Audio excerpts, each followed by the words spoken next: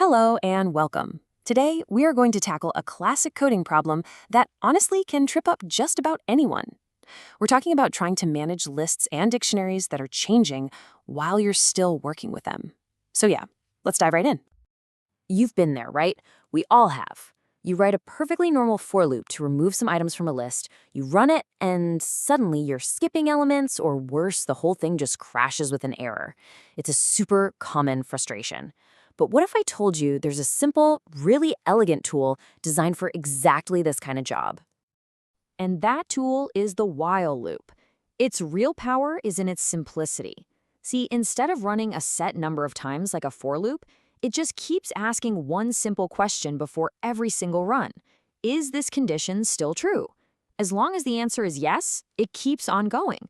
The second that answer becomes no, it stops, cold. This makes it absolutely perfect for situations where you have no idea where the finish line is. Okay, let's see this thing in action with our first case study. Imagine you have a list of new users that all need to be verified. As you verify each one, you want to move them from an unconfirmed list over to a confirmed one. So here's our initial setup. We've got unconfirmed users with Alice, Bob, and Charlie waiting, and an empty confirmed users list. Now, look at our loop's condition. It's just while unconfirmed users. That's it. In Python, any list that isn't empty is considered true. So since we've got people in there, the loop is going to start right up. Now, this is the really key part, that pop method. It's so clever. It just goes to the very end of the list, grabs the last item, and yanks it out, handing it back to us. So Charlie gets popped off, we assign him to the user variable, and then immediately append him to the confirmed users list. The original list just got shorter, but it's still not empty, so the while loop says, okay, let's go again. And here we see the loop's beautiful, natural conclusion. After a few more runs, the unconfirmed users list is completely empty. And an empty list evaluates to false, so the condition while unconfirmed users is no longer met.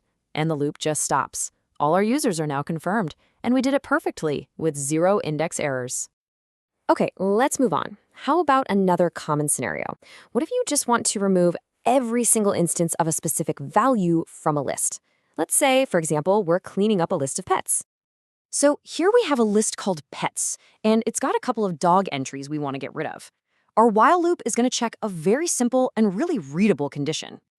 I mean, just look at that. It's awesome. It reads just like plain English. While there is a dog in the pets list, do something. This is Python at its absolute best, so expressive and clear. That loop is just going to keep on running as long as it can find at least one dog in there. So in the first pass, pets.removeDog finds the very first dog and gets rid of it. But our job's not done.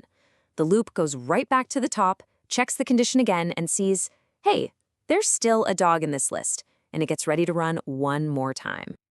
And there's the final result. After that second dog is removed, the loop checks the condition one last time. It scans the list. Dog is nowhere to be found. The condition becomes false, and the loop terminates. Our list is now perfectly clean. Okay, for our final and most dynamic example, let's build something interactive. Let's say you want to run a poll, collecting people's names and their favorite programming languages. You have absolutely no idea how many people are going to respond. This is a perfect job for a while loop. So before we even peek at the code, let's just break down the logic. First, we need a place to store all the data. An empty dictionary will work great. Then we need a way to start and stop the loop, which we can just call a flag, and then the loop itself has to collect the data and critically check if it should keep going. And here is the code that actually implements that logic. You can see we start with an empty dictionary, and we have an active flag that we set to true. The loop's condition is simply while active. Inside, we get the user's input, we store it, and then we ask that critical question, should we continue?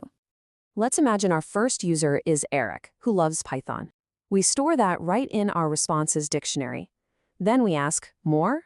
Well, Eric's friend wants to go, so he types yes. The if condition isn't met, so our active flag stays true, and the loop just runs again from the top. So after Liza adds her response, the program asks again, but this time the user types no. Our if statement catches this, the code inside it runs, and it flips the active flag to false. Now this is the crucial part. The loop finishes its current run, but when it goes back to check the condition while active at the top, it's now false. The poll ends. So what's the thread that connects all these examples? Verifying users, cleaning a list, running a live poll? In every single case, the loop's duration depended on a changing condition, not a fixed count. We simply didn't know how many times we needed to run the code before we started. So, to recap, you should reach for a while loop whenever you're modifying the very thing you're looping over, or when you need to run a process until a very specific condition is met, or when you're just waiting for some external event, like user input, to tell you when to stop. It really is your secret weapon for handling dynamic data. And that is our look at the Python while loop. So, the next time you're writing code, just think about it. Where could this powerful, flexible tool make your own work cleaner, safer, and just more efficient? Thanks for watching.